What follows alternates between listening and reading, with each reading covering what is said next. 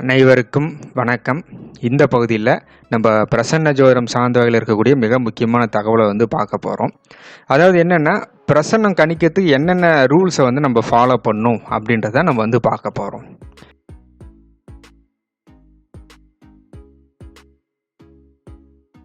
முதல்ல பிரசன்னம் யாருக்கு கணிக்கிறோமோ அவங்களுடைய பெயர், அதுக்கடுத்து தெளிவான கேள்வி, வேலை எப்போது கிடைக்கும், இது மாதிரி கேள்வி ரொம்ப தெளிவாக இருக்கணும்.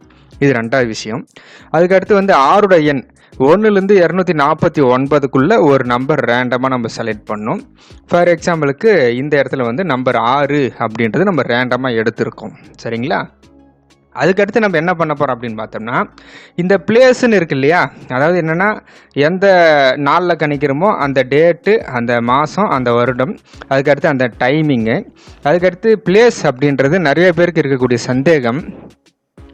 எந்த லொக்கேஷன் போடுறது? இப்போ நம்மக்கிட்ட கேள்வி கேட்குறவங்க லண்டனில் இருந்து கேள்வி கேட்டாலும் சரி, இல்லை ஜப்பான்லேருந்து கேள்வி கேட்டாலும் சரி, இல்லை தமிழ்நாட்டிலேருந்து கேள்வி கேட்டாலும் சரி, சரிங்களா? ஜோதிடர் எந்த ஊரில் இருக்கிறாரோ அந்த ஊர் லொக்கேஷன் தான் எப்பயுமே பிரசனம் கணிக்கிற போது போடணும். இப்போ ஜோதிடர் ஆகிய நான் கோயம்புத்தூரில் இருக்கேன். அதனால் கோயம்புத்தூர் அப்படின்ற லொக்கேஷனை போட்டு தான் பிரசன்ன ஜாதகம் கணிக்கணும். கேள்வி கேட்கக்கூடிய நபர் எந்த ஊரில் இருந்தாலும் சரிங்க, ஜோதிடர் எந்த ஊரில் இருக்காரோ அந்த ஊர் லொக்கேஷன் தான் ஃபஸ்ட்டு போடணும். இது நீங்கள் பார்த்துக்குங்க. சரிங்களா? அதுக்கடுத்து பிரசன்ன நம்ம ஜாதகம், இப்போ எடுத்துக்காட்டுக்கு ஆறுடைய நம்பர் 6 அப்படின்னு போட்டு ஒரு பிரசன்ன சார்ட் கணிச்சாச்சுங்க. நம்பர் 6க்கு மேச ராசியில் 5 டிகிரி 33 மினிட் 20 செகண்டில் லக்னம் விழும். லக்னத்துடைய நட்சத்திரம் கேது, உப நட்சத்திரம் ராகு. சரிங்களா? எப்பயுமே லக்னத்துடைய உப நட்சத்திரம் கேள்வி அப்படின்ற விஷயத்த சொல்லும். சரிங்களா? இவர் என்ன கேள்வி கேட்டிருக்காரோ அந்த கேள்வியை இந்த லக்னத்துடைய உப நட்சத்திரம் பிரதிபலிக்கும். இது ஃபர்ஸ்ட் விஷயம். லக்னத்துடைய உப நட்சத்திரம் நின்ற நட்சத்திரம். ஃபார் எக்ஸாம்பிளுக்கு இப்போ இந்த பிரசனத்தில் உப நட்சத்திரம் ராகு. இப்போ ராகு கும்பராசியில் இருக்குது. இந்த ராகுன்றது கேள்வியை சொல்லும்.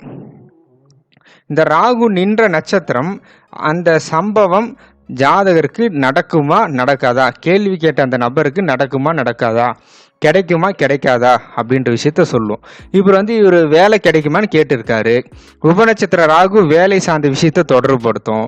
உபநட்சத்திரம் நின்ற நட்சத்திரம் குரு வேலை கிடைக்குமா கிடைக்காதா அப்படின்ற விஷயத்த சொல்லும். சரிங்களா?